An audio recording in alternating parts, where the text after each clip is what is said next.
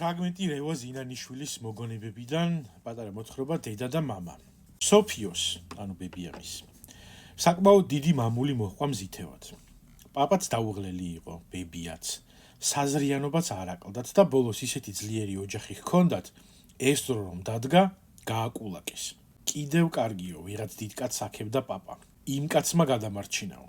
37-ში მაინც დაიჭირეს და 69 წლისა აქვე ნავთლუხის ბოლოზე დახვრიტეს.